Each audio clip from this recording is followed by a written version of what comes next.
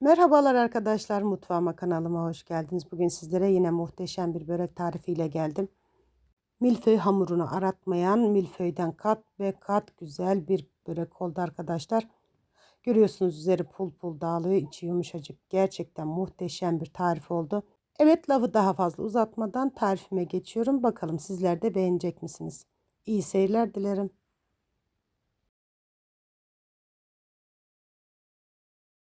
Hamurum için yoğurma kabına 1 su bardağı ılık suyumu alıyorum. Üzerine yarım tatlı kaşığı tuzumu ilave ediyorum. Tuzum eriyene kadar güzelce karıştırıyorum. Erimiş olan tuz ve su karışımının üzerine 2,5 su bardağı unumu kontrollü bir şekilde azar azar ilave ederek yoğurma işlemine başlıyorum. Bu böreğimizin hamuru için bu kadar malzeme gerekli arkadaşlar. Çıtır çıtır milföy tadında bir börek olması için içerisine yumurta falan koymuyoruz arkadaşlar. Sadece bu kadar malzemeyle güzel bir hamur olana kadar yoğurma işlemine devam ediyorum. Öncelikle spatula ile bu şekilde karıştırdım. Sonrasında spatulayı çıkarıp elimle güzel bir hamur olana kadar yoğurma işlemine devam ediyorum. Bu yapmış olduğum malzemelerden bir tepsi börek çıktı arkadaşlar. Daha fazla yapmak isterseniz malzeme listemizi katlarıyla azaltıp çoğaltabilirsiniz.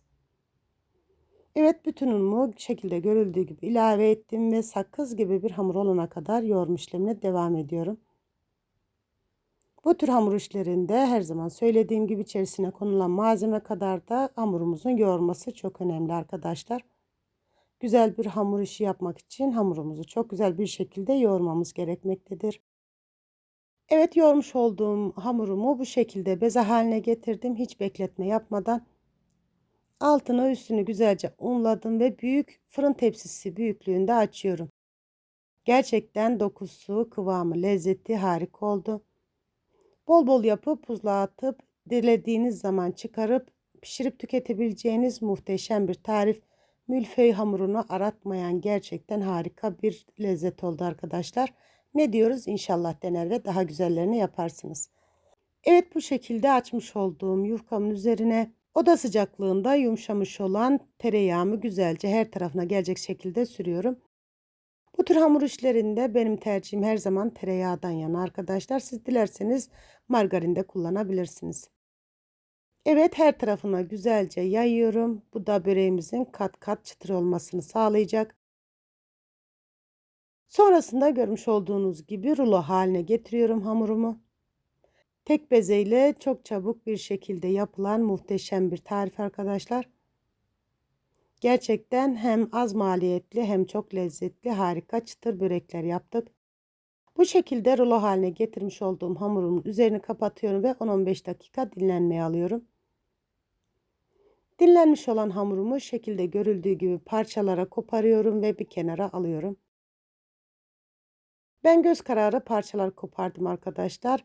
Bu şekilde aşağı yukarı bir karış uzunluğunda oldu. Bunu da tekrar açıp sardığım zaman benim fırın tepsime tam olarak denk geldi. Siz yine göz kararı parçalar koparabilirsiniz. Evet, bu parçaları bu şekilde önce elimle yastıyorum. Sonrasında çok hafif bir undan yardım alarak uzun şeritler halinde açıyorum. Ben bu böreğimin iç harcı için biraz kaşar peynir, biraz beyaz peynir ve maydanoz kullandım arkadaşlar. Siz dilerseniz bu böreğimizi patatesli, kıymalı ve ıspanaklı da yapabilirsiniz. Gerçekten her haliyle muhteşem bir lezzet oldu. Evet, şekilde görüldüğü gibi açtım arkadaşlar yufkamı, içerisine harcımdan koyuyorum. Her tarafına eşit şekilde dağıtıyorum. Önce kenarlarından katlıyorum ki içerisindeki peynirler eriyip akmasın. Sonrasında da şekilde görüldüğü gibi rulo haline getiriyorum. Rulo haline getirmiş olduğum hamurlarımı üzerine tekrardan şöyle bir bastırıyorum ve yağlı fırın kağıdı sermiş olduğum tepsime yerleştiriyorum. Bütün hamurlarım bitene kadar bu işleme devam ediyorum. Evet arkadaşlar, siz videomu izlerken benim de sizden ufacık bir ricam olacak. Sizinle ilk defa bu videoda karşılaşıyorsak bu ve bunun gibi güzel tariflerim için kanalıma ücretsiz bir şekilde abone olmayı ve yepyeni tariflerimden haberdar olmak için bildirim zil sesini açmayı unutmayın lütfen. Kanalımı büyütüp çok güzel bir yerlere gelmek adına sizin desteklerinize çok ihtiyacım var. Ve ben sizin destekleriniz sayesinde kanalımın büyüyüp çok güzel bir yerlere geleceğine gönülden inanıyorum. Videomun yorumlar kısmına tarifimle ve kanalımla alakalı görüş ve düşüncelerinizi bildiren olumlu olumsuz yorumlarınızı mutlaka bekliyor olacağım. Ayrıca bana destek olmak adına beğenmiş olduğunuz videolarımı sosyal medya hesaplarınızdan dostlarınızla ve arkadaşlarınızla da paylaşabilirsiniz. Şimdiden destekleriniz için çok ama çok teşekkür ediyorum. Evet arkadaşlar, ben sizinle sohbet ederken bu şekilde böreklerimi yapmaya devam ediyorum. Tariflerimi elimden geldiğince anlaşılır ve de pratik bir şekilde vermeye çalışıyorum. Şayet unutmuş ve atlamış olduğum bir bölüm varsa videomu yorumlar kısmından sorularınızı yöneltebilirsiniz. Gördüğüm an mutlaka dönüş yapıyorum. Her zaman söylemiş olduğum gibi tadından, dokusundan, kıvamından emin olmadığım hiçbir tarifi sizinle paylaşmıyorum. Bu ve bunun gibi çok güzel tariflerim var. İlk defa bu videoda karşılaşıyorsak onlara da şöyle bir göz atarsanız gerçekten çok sevinirim. Ayrıca malzeme listesine ayrıntılı bir şekilde videomun açıklama kısmından ulaşabilirsiniz. Bu böreğimizi hemen pişirip yiyebileceğiniz gibi yapıp buzluğa atıp günler sonrasında da çıkarıp aynı şekilde pişirip tüketebilirsiniz arkadaşlar. Gerçekten milföy hamuru gibi asla bir bozulma olmuyor. Tadı, lezzeti, kıvamı gerçekten harika. Evet, bu şekilde bütün hamurlarımı börek haline getirdim. Tepsime yerleştirdim arkadaşlar.